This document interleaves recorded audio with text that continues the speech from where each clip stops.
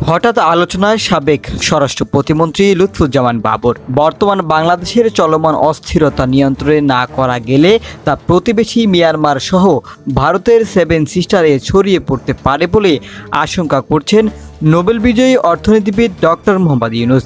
বাংলাদেশে ফিরে অভ্যন্তরীণ সরকারের নেতৃত্বে দেওয়ার আগে নোবেলজয়ী অধ্যাপক ডক্টর মোহাম্মদ ইউনূস ভারতীয় সংবাদ মাধ্যম এনডিটিভিতে দেওয়া এক সাক্ষাৎকারে এইসব কথা বলেন। তার এই বক্তব্যে পরেই হঠাৎ করেই সামাজিক যোগাযোগ মাধ্যমে লুৎফুজ্জামান বাবরকে নিয়ে আলোচনা চলছে। সেভেন সিস্টার হলো ভারতের অরুণাচল প্রদেশ, আসাম, ত্রিপুরা, নাগাল্যান্ড, মণিপুর, মিজোরাম ও মেঘালয়। এই 7 রাজ্যকে একাত্তরে সেভেন সিস্টার বা 7 বোন বলা হয়। অনেকেই মনে করেন লুৎফুজ্জামান বাবর ভারত সরকারের কাছে একটা আতঙ্কের নাম। লুৎফুজ্জামান বাবর সেভেন সিস্টারের বিদ্রোহী দল বানিয়ে দিয়ে ভারতের অস্থিতিশীল করে দিয়েছিল। চীন, পাকিস্তান মিলে ভারতকে যতটুকু ক্ষতি করতে পারেনি তার চেয়ে বেশি লুৎফুজ্জামান বাবর করতে পেরেছেন। 2004 সালে তিনি 10 ট্রাক ভর্তি অস্ত্র, গোলাবারুদ, রকেট লঞ্চার দিয়ে ভারতে পাঠাতে চেয়েছিলেন। তখন তারা নিজেদের দেশে গৃহযুদ্ধ শুরু করে। শোনা যায় অরুণাচল প্রদেশ, আসাম, ত্রিপুরা, নাগাল্যান্ড, মণিপুর, মিজোরাম ও মেঘালয় মূল ভারত থেকে আলাদা হতে চেয়েছিল, আর সেখানের আন্দোলনকারীদের 10 ট্রাক অস্ত্র সরবরাহ করতে চেয়েছিলেন এই লুৎফুজ্জামান বাবর, কিন্তু শেষ পর্যন্ত করতে পারেননি। 1958 সালের 10 অক্টোবর জন্মগ্রহণ করেন লুৎফুজ্জামান বাবর। তার প্রাতিষ্ঠানিক শিক্ষা এইচএসসি পর্যন্ত। 1991 সালে প্রথমবারের মতো নেত্রকোনা থেকে সংসদ সদস্য নির্বাচিত হন বাবর। এরপর 1996 সালের 5 ফেব্রুয়ারি বিতর্কিত নির্বাচনও তিনি সংসদ সদস্য নির্বাচিত হয়েছিলেন। সর্বশেষ 2001 সালে লুৎফুজ্জামান বাবর নেত্রকোনার একটি আসন থেকে সংসদ সদস্য নির্বাচিত হন।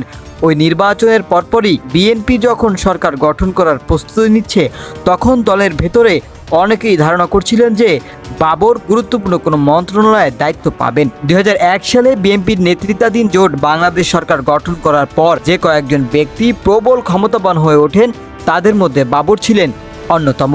মনে করা হয় যে বিএনপির নেত্রী এবং ওই সরকারের প্রধানমন্ত্রী খালেদা জিয়ার বড় ছেলে তারেক রহমানের সঙ্গে ঘনিষ্ঠতাই ছিল বাবরের ক্ষমতায়নের মূল ভিত্তি। 21 আগস্ট 2004 সালের গ্রেনেড হামলার মামলায় 28 মার্চ 2012 সালে তারেক রহমান ও লুৎফুজ্জামান বাবর সহ নতুন তালিকাভুক্ত 30 আসামির নাম যুক্ত হয়। 1 অক্টোবর 2018 সালে এই মামলায় তাকে মৃত্যুদণ্ড দেওয়া হয়। 2004 সালে ধরা পড়া 10 ট্রাক অস্ত্রের চালান মামলা 3 অক্টোবর 2010 সালে 10 ট্রাক অস্ত্র মামলার সেন অ্যারেস্ট দেখানো হয় বাবরকে।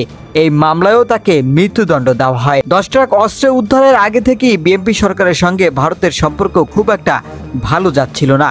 এর মূলে ছিল নিরাপত্তা ইস্যু। ভারত তাদের উত্তর পূর্বাঞ্চলে 7টি রাজ্যের নিরাপত্তা নিয়ে বেশ চিন্তিত ছিল। ভারতের অভিযোগ ছিল দেশটির উত্তর পূর্বাঞ্চলে বিদ্রোহী গোষ্ঠীগুলোকে মদত দিচ্ছে বিএনপি সরকার।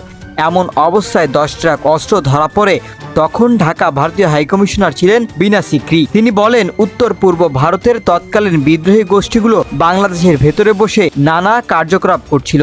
চট্টগ্রামে যখন বিপুল পরিমাণ অস্ত্র ধরা পড়ল, তখন এসব ঘটনার সঙ্গে তৎকালীন সরকারের সম্পৃক্ততা বিষয়টি একেবারে প্রকাশ্যে চলে আসলো। 10 ট্রাক অস্ত্র উদ্ধারের ঘটনা বিএনপি ও ভারতের মধ্যে সম্পর্ক চূড়ান্ত অবনতির দিকে নিয়েছিল কিনা সেটি নিয়ে সংশয় প্রকাশ করেন তখন কলকাতায় বাংলাদেশের ডেপুটি কমিশনার ছিলেন তৌহিদ হোসেন। তিনি বলেন, আমি মনে করি না যে ওই ঘটনাই চূড়ান্ত ছিল। এসব ঘটনা সম্পর্কে এফেক্ট করেছেন, কিন্তু মূল বিষয় হচ্ছে তারা চায়নি যে বিএনপি ক্ষমতায় থাকুক। এটা যদি একেবারেই এমন হতো যে সরকারি মদতে পুরোপুরি হচ্ছে, তাহলে এরকম ঘটনায় 2জন লেয়ার র্যাঙ্কিং পুলিশ অফিসার গিয়ে সেটা আটকে দিল। এটা সম্ভব নয়, এটা হয় না। কিন্তু সরকারের ভিতরে কেউ কেউ হয়তো জড়িত ছিল। সেটা না হলে ঘটনা এত দূর এগোতে পারত না। তৎকালীন স্বরাষ্ট্রমন্ত্রী বাবর বলছিলেন, চট্টগ্রাম আটককৃত 10 ট্রাক অস্ত্র ও গোলাবারুদ দেশের অভ্যন্তরে ব্যবহার এবং নাশকতার জন্য আনা হয়েছে। আওয়ামী লীগের কথা সরাসরি উল্লেখ না করে তৎকালীন স্বরাষ্ট্র প্রতিমন্ত্রী বলেন, 30 এপ্রিলের মধ্যে তারা যেহেতু এই সরকারের পতন ঘটাবে বলেছে, তাতে বিষয়টি উড়িয়ে দেওয়া যায় না। অন্যদিকে তৎকালীন বিরোধী দলীয় নেত্রী শেখ হাসিনা অস্ত্র আটকের ঘটনায় আন্তর্জাতিক তদন্তও দাবি করেন।